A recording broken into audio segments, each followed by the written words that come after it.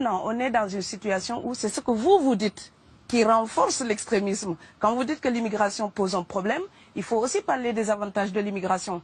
Parce que moi, quand je travaille en France, je paye mes impôts ici.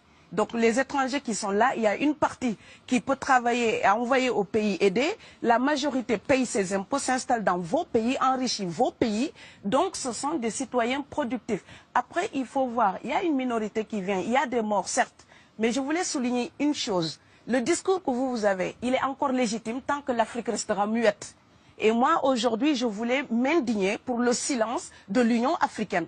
Les gens là qui meurent sur les plages, et je mesure mes mots, si c'était des Blancs, la terre entière serait en train de trembler. Ce sont des Noirs et des Arabes. Les gens là qui meurent sur les plages, et je mesure mes mots, si c'était des Blancs, la terre entière serait en train de trembler. Ce sont des Noirs et des Arabes. Alors eux, quand ils meurent, ça coûte moins cher. Ici, j'étais venu en 2008 et j'avais dit, l'Union européenne, avec ses flottes de guerre, avec son économie, je vous dis une chose, si on voulait attaquer nos pays ici en Occident, il y aurait des moyens de se défendre.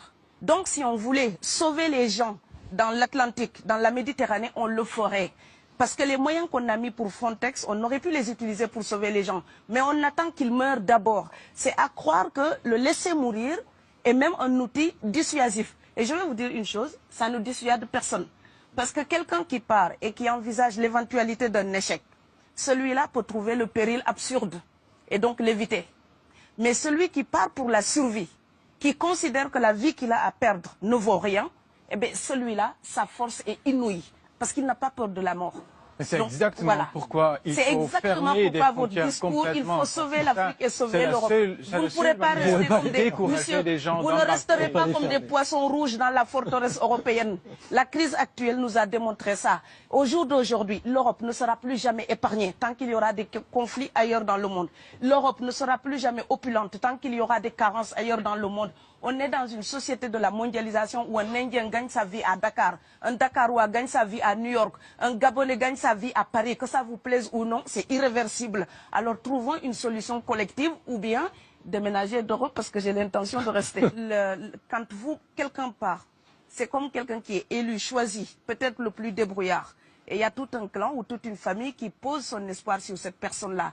Monsieur, là, je vous vois bien habillé, bien nourri. Si vous étiez affamé chez vous, peut-être que votre famille serait ravie d'imaginer que vous pourriez aller gagner de quoi faire vivre les autres. Donc c'est aussi une solidarité qui est en œuvre. On laisse partir quelqu'un, on compte sur lui. Vous allez me laisser terminer.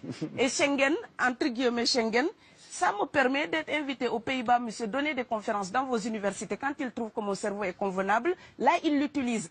Par contre, ils sont embêtés à l'idée d'avoir mon frère, qui n'est pas aussi diplômé que moi et qui pourrait avoir peut-être envie de travailler dans le bâtiment. Donc, vos pays deviennent schizophrènes. On ne peut pas trier les gens comme ça avec les étrangers utiles et les étrangers néfastes. Et la deuxième chose que je veux dire aussi, c'est que les Européens, là, on voit des Africains qui viennent, d'accord? Ce mouvement, ce déplacement de population, on le voit. Mais on ne voit pas le mouvement des Européens allant vers les autres pays. Alors celui-là, c'est le mouvement des puissants, ceux qui ont l'argent, ceux qui ont le bon passeport. Donc vous allez au Sénégal, vous allez au Mali, vous allez dans n'importe quel pays du monde, au Canada, aux États-Unis, partout où je vais, et je voyage tout le temps, je croise des Français, des Allemands, des Hollandais. Je les rencontre partout sur cette planète parce qu'ils ont le bon passeport. Donc, comme avec l'exotisme, l'Europe s'était arrogé le précepte unique, unilatéral, de l'exotisme. Les autres sont exotiques. Alors que pour quelqu'un de mon village, il n'y a rien de plus exotique que quelqu'un d'Amsterdam. Maintenant, pour l'étranger aussi, pour les voyages des temps modernes avec la mondialisation, quand les pauvres viennent vers vous, il y a des mouvements de foule qu'il faut bloquer. Mais quand vous, avec votre passeport et avec toutes les prétentions que cela donne, vous débarquez dans les pays du tiers-monde, là, vous êtes en terrain conquis. Donc, on voit les pauvres qui se déplacent, on ne voit pas les riches qui investissent dans nos pays. L'Afrique se développe en taux entre 5 et 10%. Ce n'est plus de la progression, c'est de la surchauffe. Sauf que quand des pays du tiers-monde se développent et qu'ils n'ont pas les moyens, pour gérer tout ça, il faut une ingénierie, il faut une formation, il faut des populations pour installer une démocratie. Là, cette surchauffe-là, vous avez besoin qu'on reste dominé pour servir de débouché à l'industrie européenne.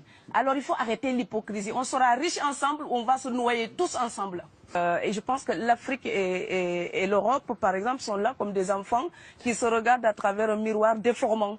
Il serait enfin temps qu'ils se respectent, enfin qu'elles se respectent suffisamment pour que l'Europe arrête de nous envoyer ses déchets industriels pour construire avec nous de véritables industries, pour que l'Europe participe à ce développement et que l'Afrique, 60 ans après les indépendances, arrête de dire c'est la faute des autres. Au bout d'un moment, indépendance, c'est responsabilité. Si nous sommes vraiment indépendants en Afrique, nous sommes aussi responsables de notre destin. Et ça ne se fera pas sans les Européens et l'Europe ne s'en sortira pas sans l'Afrique parce que sinon nous serons un boulet que vous traînerez. Donc ce monde-là est lié et je pense que l'entente, je rêve d'une entente, d'une fraternité. Oui, je sais, ça fait bisounours. Mais il me faut garder cette utopie-là pour garder le courage d'écrire toutes les nuits. Parce que j'ai fait le vent de l'Atlantique il y a bientôt 12 ans. Aujourd'hui, à l'époque, quand je parlais de dizaines de morts dans l'Atlantique, on me disait « tu exagères ». Maintenant qu'on les ramasse par milliers, je suis absolument triste de devoir réaliser tout simplement qu'en tant qu'auteur, je ne fais que répondre à l'injonction de Schiller. La dignité de l'homme est remise entre vos mains, gardez-la.